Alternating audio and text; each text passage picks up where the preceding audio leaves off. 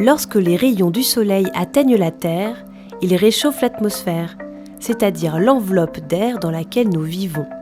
Quand une masse d'air est réchauffée, elle devient plus légère et se met à monter. Cette masse d'air chaud qui s'en va provoque un vide. Ce vide est immédiatement remplacé par une couche d'air plus froid. Cela provoque une aspiration. Cette aspiration, c'est le vent. Le soleil ne réchauffe pas partout de la même façon.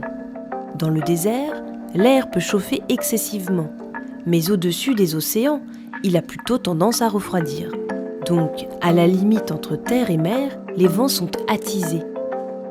Les vents peuvent aussi rencontrer des obstacles, comme les montagnes, les villes, les reliefs. À cause de tous ces paramètres, il est difficile de prévoir l'apparition, la durée et la force du vent.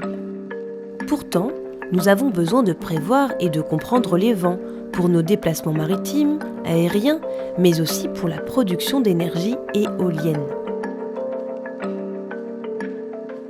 Pour mesurer et comprendre le vent, nous utilisons différents outils comme la girouette, qui indique sa direction, ou bien le manche à air, qui est un moyen très simple pour mesurer sa force.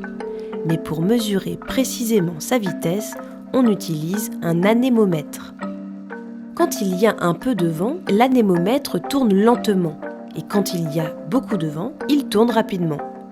On calcule la vitesse de l'anémomètre en comptant son nombre de tours par minute. Munis-toi d'un chronomètre et compte le nombre de tours de l'anémomètre. 57, 58, 59... Stop! Au bout de 1 minute, on arrête de compter. Si l'anémomètre a fait 10 tours en 1 minute, on dit que sa vitesse est de 10 tours minute. C'est une vitesse rotative. On peut facilement la convertir en vitesse linéaire, et cette vitesse sera la vitesse du vent. Multiplie tout simplement ton résultat par 0,4 et tu trouveras la vitesse du vent en km/h. Par exemple, 10 tours minute fois 0,4 égale 4 km/h. Tu peux tester ton anémomètre dans plein d'endroits différents et comparer les résultats. Maintenant, à toi d'expérimenter.